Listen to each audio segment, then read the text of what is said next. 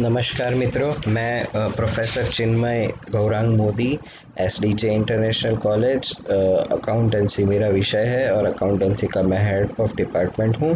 आपका प्रकाशन के नैतिक मूल्य के जो व्याख्यान है उसमें हार्दिक स्वागत करता हूँ। रामानुजन कॉलेज द्वारा आयोजित ये ऑनलाइन कोर्स के अंतर्गत ये व्याख्यान 4 विभागों में बटा हुआ है। पहले विभाग में हम प्रकाशन के नैतिक मूल्यों के बारे में चर्चा करेंगे और आने वाले भागों में उसको आगे बढ़ाएंगे। तो जब बात करनी है प्रकाशन के नैतिक मूल्यों की, तो सबसे पहले हमको बात करनी है कि नैतिक मूल्य क्या है और प्रकाशन क्या है। प्रकाशन कोई किसी भी संशोधन प्रक्रिया का आखिरी पड़ाव है। अगर कोई भी संशोधन बहुत अच्छी तरीके से हुआ है, उच्च गुणवत्ता का है, उससे समाज को बहुत सारा फायदा हो सकता है, वैसा वाला है, फिर भी अगर उसका प्रकाशन एक योग्य प्रकाशक के द्वारा ना किया जाए तो वो जो ज्ञान है वो सब तक हर एक तक पहुंचता नहीं है। तो प्रकाशन जितना संशोधन महत्वपूर्ण है उतना ही महत्वपूर्ण है। ये एक चीज़ बहुत ज़्यादा समझने जैसी है। कई बार ऐसा होता है कि कोई एक बहुत अच्छी क्वालिटी का लिखा गया हुआ रिसर्च पेपर किसी विख्यात प्रकाशन में नहीं प्रकाशित होने की वजह से बहुत सारे लोगों तक पहुंचने से महरूम रह जाता है। अब बात करते हैं हम एथिक्स की, नैतिकता, नैतिक मूल्य। वो आप ऐसा बोल सकते हैं कि एक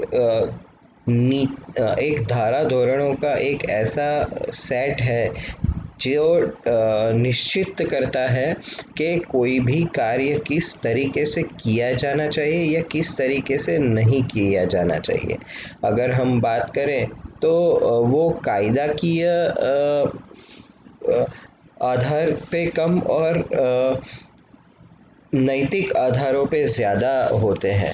कई बार ऐसा होता है कि अगर हम कायदा की दृष्टि से देखें तो वो चीज़ गलत ना भी हो, पर नैतिक मूल्यों से देखें तो वो चीज़ गलत होती है, ऐसा हो सकता है।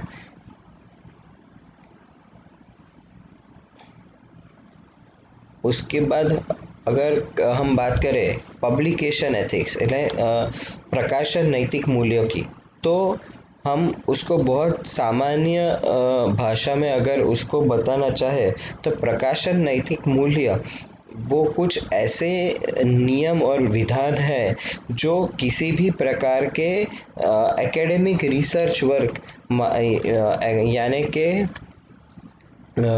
किसी भी प्रकार के शैक्षिक संशोधन कार्य एवं उसके प्रकाशन के बारे को उसका जो प्राथमिक ध्येय है ज्ञान प्राप्ति का और ज्ञान के फैलावे का, उसको उसके तक पहुंचने में सहभागी होते हैं। तो कुछ ऐसे नियम और कुछ ऐसे धारा धोरण जो किसी भी शैक्षिक संशोधन कार्य को उसके उच्चतम ध्येय जो ज्ञान की प्राप्ति एवं फैलावा है उस तक पहुंचाने में मदद करने वाले नियमों को बोला जा सकता है। पब्लिकेशन एथिक्स यानी कि नैतिक प्रकाशन मूल्य की ज़रूरत क्या है।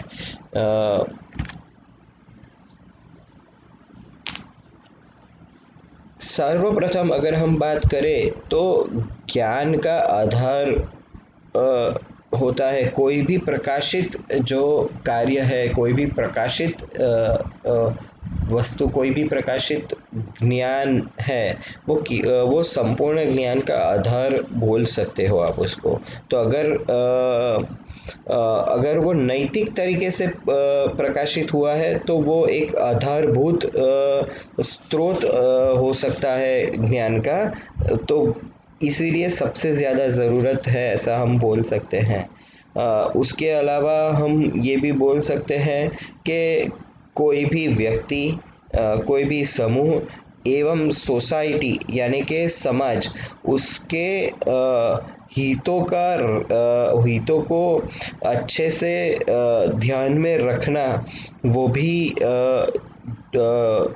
उसमें भी नैतिक मूल्य, जो प्रकाशनीय नैतिक मूल्य है वो बहुत मदद करते हैं। किस तरीके से, मैं आपको समझाता हूँ कि अगर प्रकाशन प्रक्रिया पूरी नैतिकता के साथ की गई है तो कई बार उसमें दिए गए जो फाइंडिंग्स और आउटकम्स है, जो हम निर्णय या निराकरण की तरफ हम पहुँचते हैं, तो वो ऐसे होते हैं जो कोई एक व्यक्ति, कोई एक जूथ या को पूरे समाज के ऊपर असर करते हैं और इसके ऊपर उसको फर्क ला सकते हैं।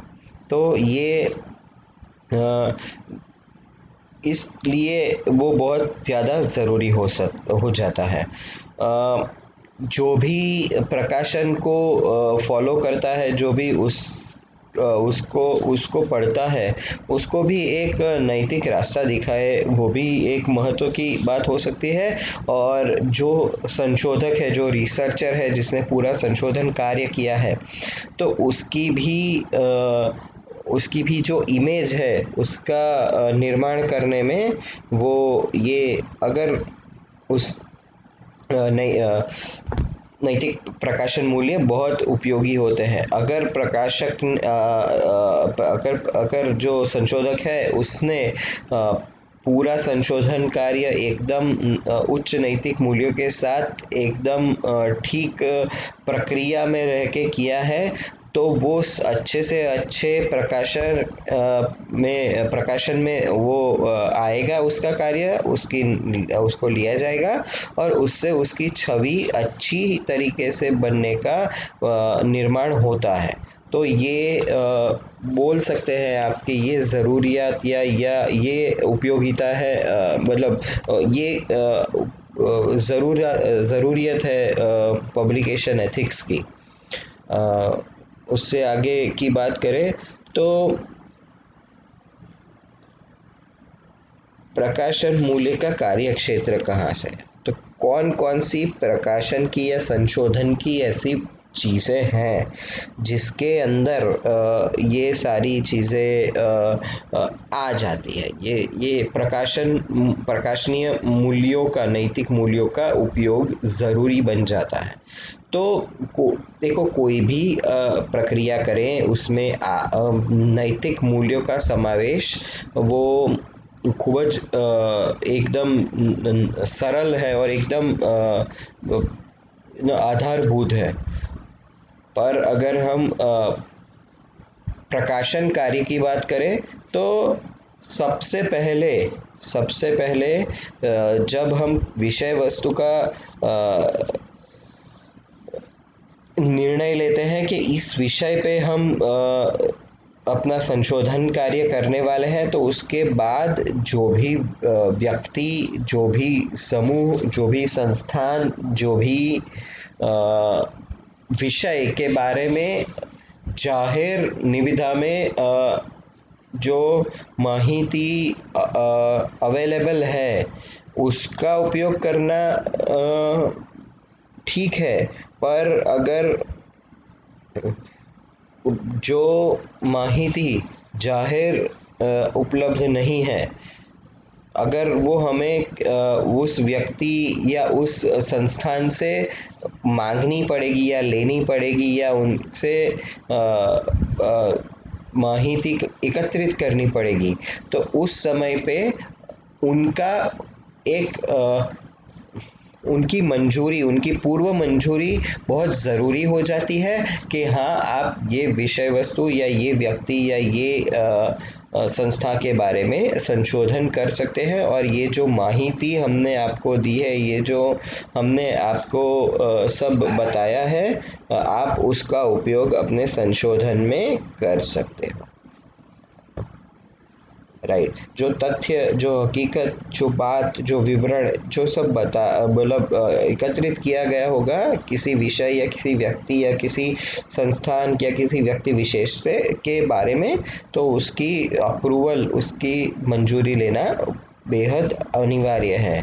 उसके बाद में अगर हम बात करें तो बात आती है डेटा की एक्यूरेसी की, कि जो भी माहिती हमको मिलती है, हमने जो भी विवरण तथ्य इकट्ठा किए हैं वो कितने आधारभूत हैं, उसके ऊपर कितना विश्वास हो सकता है, वो कितने भरोसेमंद है और उसके ऊपर संशोधन किया जा सकता है या नहीं। तो वो भी बहुत एक ज़रूरी बात बन जाती है, क्योंकि अगर एक बात आप समझिए कि अगर जो तथ्य है जिसके आधार पे हमने पूरा संशोधन कार्य किया है, अगर वो तथ्य ही हकीकत से दूर होंगे या गलत होंगे, तो हमारा पूरा संशोधन गलत हो सकता है। तो ये एक अति महत्व की बात हो जाती है। तो जो डेटा है, जो माहिती है, जो तथ्य है, उसका सही होना, उसका शुद्ध होना, उसका यथार्थ होना, वो बहुत ज़रूरी बन जाता है। उसके बाद हम बात करते हैं साइटेशन की, कि अगर हमने कहीं से कोई भी माहिती या कोई भी किसी का भी विचार या किसी का भी मंतव्य, किसी भी पूरा पहले वाले हमारे से पहले हो गए किसी भी संशोधन के में से जो संशोधक है उसका मंतव्य या उसका कोई विचार या उसके कोई तथ्य अगर हमने लिया है, तो उसका हमको वहाँ पे नोंद करना बहुत ही ज़रूरी बन जाता है। क्योंकि अगर आपने उसका उत्तरण किए बिना ही अगर वो चीज़ आपके संशोधन के भाग रूप ली है, तो ऐसा बोला जा सकता है कि आपने साहित्य चोरी की है, आपने प्लेजरिज्म किया है, ऐसा हम बोल सकते हैं। तो वो ना हो, उसके लिए हमको साइटेशन की जो पूरी प्रक्रिया है वो एकदम ठीक से करनी है, और कुछ भी साइट किए बिना रह ना जाए, वो हमको ध्यान रखना है। खुद का साइटेशन नहीं बहुत करना है, वो भी अनैतिक हो जाएगा कि मैं अपना कोई भी रिसर्च करूं, उसके अंदर मेरे पुराने जो रिसर्च किए हैं, मैंने पुराने संशोधन किए हैं, उसका साइटेशन करता ही जाऊं, एक बार दो बार ज़रूरत हो तो हम कर सकते हैं, बट बिना ज़रूरत के मैं करता जाऊं, वो अयोग्य है, वो यथा योग्य नहीं है। तो वो उसके ऊपर भी हमको नियंत्रण रखना चाहिए। ऊपर एक मुद्दा चर्चा कर रहा था, तब मैंने प्लेजरिज्म की बात की, साहित्य चोरी अथवा तो सेल्फ प्लेजरिज्म, स्व साहित्य चोरी की भी बात की। तो प्लेजरिज्म क्या होता है? किसी का भी ज्ञान अपने नाम पे, किसी का भी संशोधन अपने संशोधन में, किसी का भी कोई तथ्य अपने प्रकाशन में, पर बिना मंजूरी या बिना साइटेशन के लगा देना, वो हम उसको साहित्य चोरी बोल सकते हैं। वो सबसे घृणास्पद कार्य है प्रकाशक के लिए, कि किसी और का ज्ञान या किसी और के संशोधन को वो अपना बोल दे और फिर उसको प्रकाशित करवा दे। तो ये नहीं ही होना चाहिए। उसके बाद हम बात करते हैं स्व साहित्य चोरी की। तो आज से पहले मेरे जितने भी प्रकाशन हुए हैं, उस प्रकाशन को मैं बिना बात के, जैसे मैंने बताया कि उसका साइटेशन करता ही जाऊं, तो ज़रूरियत से ज़्यादा अगर करूं तो वो भी गलत हो जाएगा। तो वो भी एक मुद्दा है। उसके अगर हम बात करें कि जो हमारा प्रकाशन है वो कोई एक ही प्रकाशक के साथ एक टाइम पे एक संशोधन को कोई एक समय पे कोई एक प्रकाशक के पास से ही प्रकाशित करवाना चाहिए। मैं अपना ही एक संशोधन है वो मैं एक प्रकाशक को देता हूँ, मैं नाम या हेडिंग बदल के वही मैं दूसरे को देता हूँ, फिर तीसरे को देता हूँ, तो मेरे 3 रिसर्च पेपर अलग अलग में अगर पसंद हो गए हो तो आ सकते हैं, पर वो एक गलत चीज़ होगी। तो ऐसा करने से खुद को रोकना चाहिए और किसी एक ही प्रकाशक के पास कोई एक संशोधन की प्रकाशन करवाना चाहिए। उसके अगर हम बात करें तो ऑथरशिप मतलब लेखन के जो सारे निर्णय हैं लेखन के कार्य के उसके बारे में भी हमको एकदम नैतिक रहना चाहिए कि अगर कोई एक ने ही लिखा है तो सिर्फ उसका ही लेखक का नाम आना चाहिए, एक से ज़्यादा है तो सबका आना चाहिए। जिस क्रम में सबने कार्य किया है उस क्रम में सबका नाम आना चाहिए। कोई ऐसे ही बिना कोई भी कार्य किए सिर्फ किसी भी अन्य वस्तुओं के या किसी भी अन्य चीज़ों के दबाव एवं लालच में आके कोई ऐसे व्यक्ति का नाम कि जिसने संशोधन किया ही नहीं हो उसको इसमें डालना भी नहीं चाहिए। एंड और उस लास्ट में बात करें कि कॉन्फ्लिक्ट ऑफ इंटरेस्ट मतलब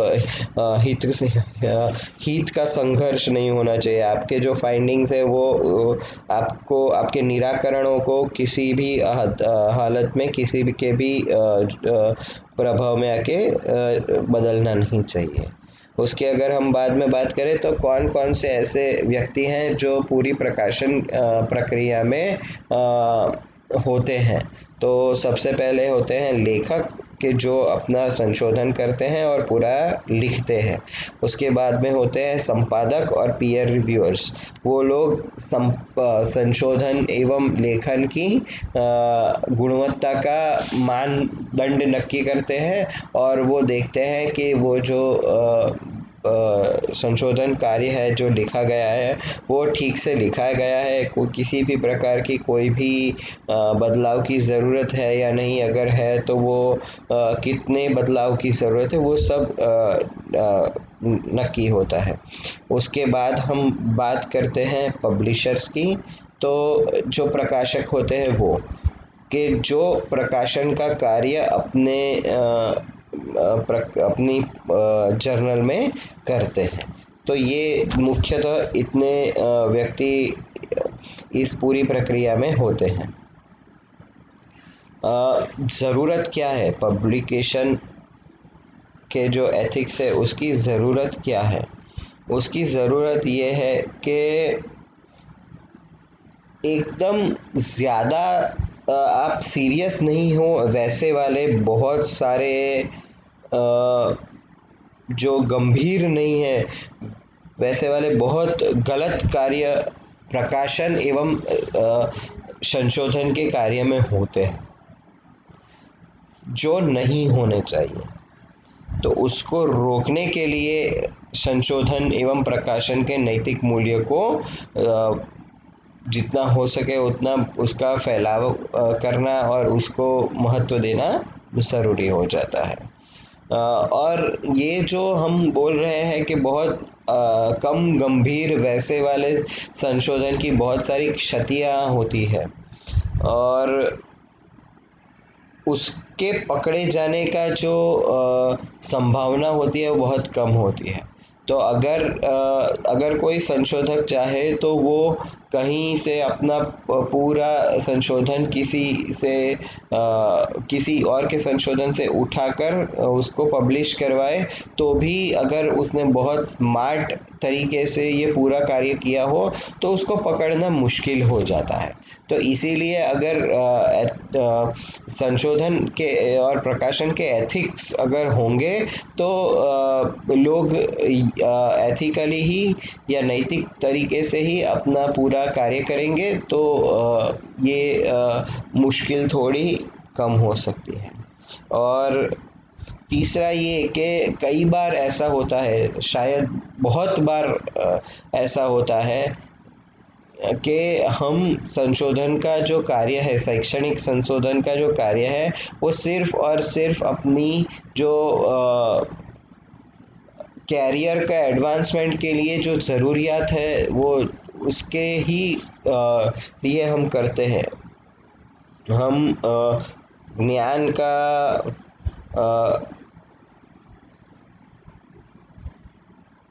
अ, ज्ञान का फैलावा करने के लिए या ज्ञान को बढ़ाने के लिए से ज़्यादा हम अपने जो कंप्लायंस है वो पूरे करने के लिए हम एकेडमिक रिसर्च करते हैं, तो जो बहुत गलत है। पर ये चीज़ बहुत फैली हुई है, तो उसको भी कम करने के लिए पब्लिकेशन के जो एथिक्स हैं वो हमको मदद कर सकते हैं। अ, आभार मित्रों। तो ये भाग में हम इतना समझे। अभी आगे के जो 3 भाग है उसमें हम प्रकाशन के जो नैतिक मूल्य के साथ जो जो अलग अलग इंडिविजुअल्स हैं उनके प्रकाशन मूल्यों को समझेंगे। आभार।